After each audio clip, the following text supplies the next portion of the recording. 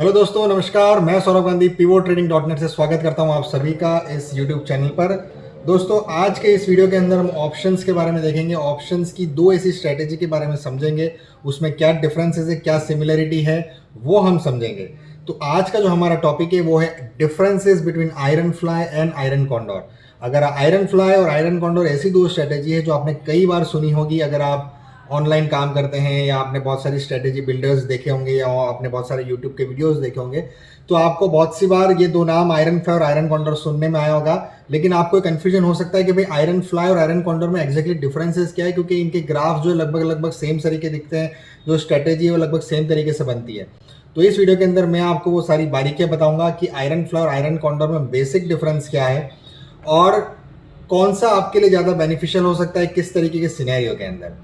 तो दोस्तों, बने रहिएगा आखिर तक इस पूरी डिटेल्स को, इस पूरे डिफरेंसेस को अच्छे से समझने के लिए।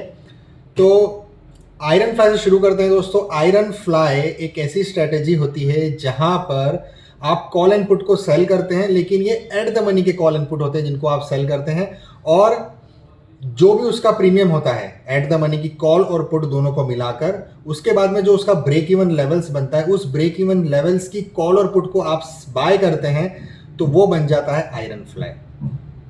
अब आयरन फ्लाई ऑप्शंस बाय करने का ब्रेक इवन लेवल पे ही बाय करना ऐसा कोई ज़रूरी नहीं है, लेकिन ऑप्शन सेल जो आप करते हैं वो एट द मनी की कॉल और एट द मनी की पुट ही होनी चाहिए। लेकिन जो ऑप्शंस हम बाय करते हैं वो आउट ऑफ द मनी के होने चाहिए। लेकिन जनरली हम ब्रेक इवन लेवल्स के स्ट्राइक प्राइजेस की कॉल एंड पुट को बाय करते हैं, तो एक प्रॉपर आयरन फ्लाई बनती है। लेकिन आप उससे और दूर की आउट ऑफ द मनी की आयरन मतलब कॉल एंड पुट को भी बाय कर सकते हैं, या और पास वाली कॉल एंड पुट को भी बाय कर सकते हैं। तो ये तो हो जाता है आयरन फ्लाई। आयरन फ्लाई का आप यहाँ पर स्क्रीन पे देख सकते हैं पे ऑफ ग्राफ है, जिसमें सेंटर में एकदम नुकीला सा एक पॉइंटर निकला हुआ है। वो एक ऐसा पॉइंट है जहाँ पर आपको मैक्सिमम प्रॉफिट हो रहा होता है।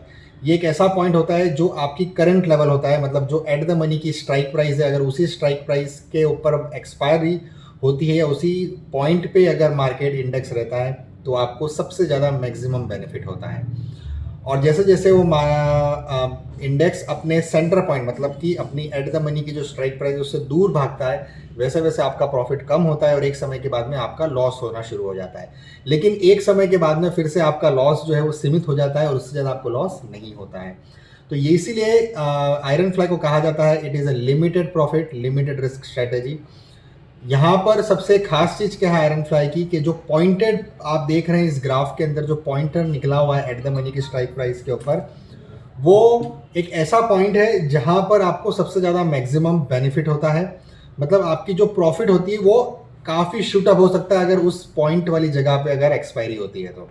हालांकि नेगेटिव पॉइंट ये है कि उसकी प्रोबेबिलिटी बहुत कम होती है कि उस पॉइंटर पे जाके वो एक्सपायर हो। थोड़ा बहुत यहाँ वहाँ आगे पीछे डिविएट होता ही है।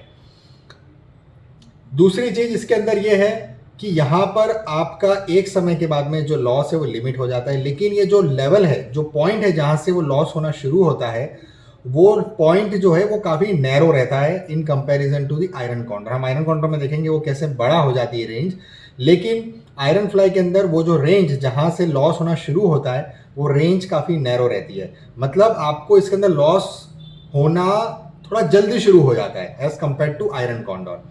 अभी हम आयरन कॉन्डोर देखेंगे।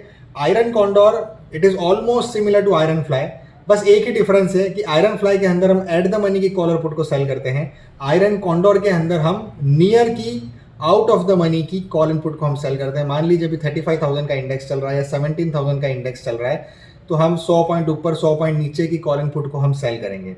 बेसिकली हम स्ट्रैंगल को सेल करते हैं और उससे और ज़्यादा दूर आउट ऑफ द मनी की स्ट्रैंगल को फिर से बाय कर लेते हैं। अगेन यहाँ पे भी अगर आपको एक प्रॉपर आयरन कॉन्डोर बनानी है, तो जो आप स्ट्रैंगल को सेल करते हैं उसके जो प्रीमियम होते हैं, उस प्रीमियम को टोटल सम अप करने के बाद में जो हमारे को ब्रेक इवन लेवल्स बनते हैं, उस ब्रेक इवन लेवल्स की स्ट्राइक प्राइसेस को जब आप बाय करेंगे, उनकी कॉल और पुट को जब आप बाय करेंगे, तो वो बन जाता है एक प्रॉपर आयरन कॉन्डोर। अब यहाँ पे आयरन फ्लाई के अंदर आपने देखा होगा एक पॉइंटर जैसा नुकीला निकला रहता था सेंटर पॉइंट में, जो कि एट द मनी की हमारी कॉल इनपुट होती थी, वहाँ पे हमको सबसे ज़्यादा मैक्सिमम बेनिफिट हो रहा होता था। लेकिन यहाँ पर आयरन कॉन्डोर में हमको एक बार मिलता है, एक रेंज मिलती है जहाँ पर हमको मैक्सिमम प्रॉफिट हो रहा होता है। तो आप देख सकते हैं यहाँ पे इस ग्राफ के अंदर बीच में आप देखेंगे थोड़ी सी हॉरिजॉन्टल लाइन बनी हुई है, ना कि ऐसा नुकीला नहीं है, बल्कि एक इस तरीके से बना हुआ है वो, है ना, बीच में ऐसा हॉरिजॉन्टल बना हुआ है, ना कि ऐसा नुकीला है। तो ये आयरन कॉन्डर की खासियत है, मतलब आपको बीच में कैसा रेंज का एक पीरियड मिलता है जहां पे आपको मैक्सिमम प्रॉफिट हो रहा होता है। एक सिंगल पॉइंट की बजाय एक रेंज मिलती है जहां पर आपको उस पूरी रेंज के अंदर आपको मैक्सिमम प्रॉफिट हो रहा होता है। ये एक एडिशनल एडवांटेज होता है आयरन कॉन्डोर के अंदर।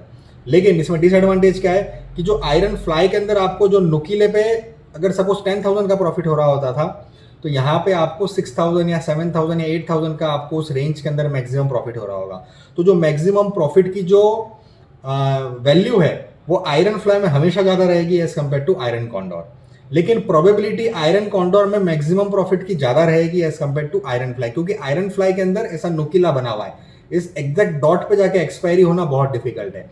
लेकिन अगर इस तरीके से बन जाता है आपका, वो इस तरीके से बनता है, तो ये एक आपको एक हॉरिजॉन्टल लाइन मिलती है, इस यहाँ से यहाँ तक रेंज में एक्सपायर होने का काफ़ी अच्छी प्रोबेबिलिटी रहती है। वही आपको इस ग्राफ में दिख रहा होगा कि ऊपर की तरफ एक छोटी सी हॉरिजॉन्टल लाइन है, उस लाइन पे वो एक रेंज कवर कर रहा है 100-200 पॉइंट की, मतलब उसके बीच में कहीं पे भी अगर एक्सपायरी होती है तो आपको मैक्सिमम बेनिफिट मिलता है।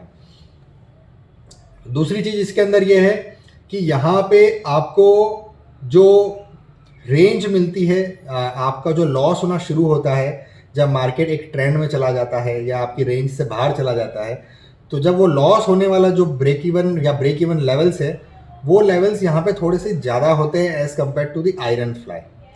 तो यहाँ पर आपको एक थोड़ा समय ज़्यादा मिलता है अपनी पोजीशंस को एडजस्ट करने का, अपनी पोजीशंस को अप एंड डाउन करने का, उसको संभालने का, उसको देखने का।